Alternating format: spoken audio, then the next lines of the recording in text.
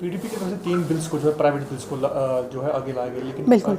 तो आप उस बिल क्या क्या चाहेंगे उस चीज़ को लेकर? देखिए, पहली बात, जहाँ तक प्राइवेट मेंबर बिल्स की बात आती है, पीडीपी का जो दौर था वो कम से कम 10 साल गवर्नमेंट में रहे। पहली बार जब मुफ्ती साहब का टेन्योर था अर्ली 2000s में, उसके बाद जब पीडीपी बीजेपी की गवर्नमेंट बनी उसके बाद भी करीबन वो 6 साल टेन्योर में रहे।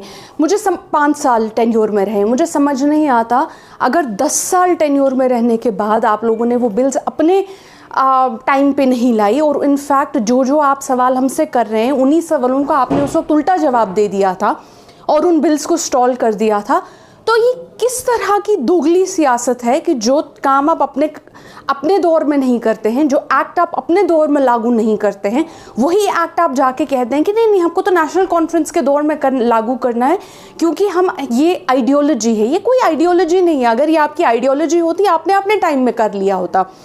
जहाँ तक नेशनल कॉन्फ्रेंस की बात आती है, लैंड टू द लैंडलेस जो है, मुझे नहीं लगता पूरे कंट्री में, पूरे देश में किसी जगह पे जितने हज़ारों लाखों कनाल लैंड टू द लैंडलेस गए थे, land to the landless tenure में गए थे, जो शेख मोहम्मद अब्दुल्ला साहब ने किया था, जब यहाँ पे लाखों कनाल गरीबों को दिए गए थे और काश्तकारों को दिए गए थे, वो तो अभी तक कभी हुआ ही नहीं है। उसकी तो कोई मिसाल ही नहीं है।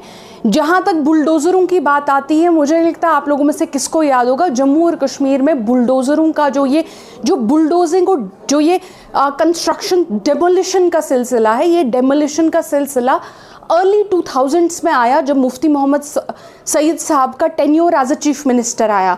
उन्होंने अपने साथ यहाँ पे बुलडोज़र लाया। इनफैक्ट ये तो उन्होंने ही बुलडोज़र ला के पूरी बीजेपी को दिखा दिया बुलडोज़र कैसे चलाना है। आपको पता नहीं याद है वो पानछोक का रोड, वो जेवन का रोड, वहाँ से अर्ली 2000s में कितने घर गिरे होते थे, कितना डिमोलिशन हुआ होता था, क्योंकि मुफ्ती मोहम्मद सईद साहब जो थे चीफ मिनिस्टर थे। उसके बाद यहाँ पे आज अगर आप देखेंगे, हम एक यूटी है, और मैं कभी इस बात से थकूंगी नहीं बोलते बोलते, हम आज एक यूटी हैं क्योंकि पीडीपी ने हमको इस सिचुएशन में लाया। आज जब बुलडोज़रों का कारवान नेशनल कॉन्फ्रेंस ने कम्प्लीटली रोक के रखा है, आज जब नेशनल कॉन्फ्रेंस जदोजहद कर रही है अलग अलग तरीक़ों से कि हमारी स्टेट हमारे पास आ जाए, ताकि जिस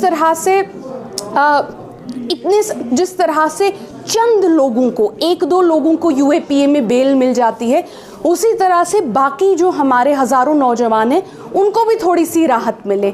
आज जब हम चाहते हैं कि हमारी ज़मीनी कानून, हमारी नौकरियों के कानून, ये 2 कानून हमारे पास आ जाएं ताकि स्टेट गवर्नमेंट आ जाए, उसमें जो सबसे ज़्यादा सैबोटाज इस वक्त कर रही है वो पीडीपी कर रही है। तो मुझे समझ ही नहीं आ रहा कि उनकी आइडियोलॉजी वो किस तरफ है। क्या वो अभी भी, क्या नहीं इसमें पूछ नहीं सकते हैं, वो अभी भी बिहाइंड द सीन्स बीजेपी की तरफ से बॉलिंग क्यों कर रहे हैं? I have not been able to understand this.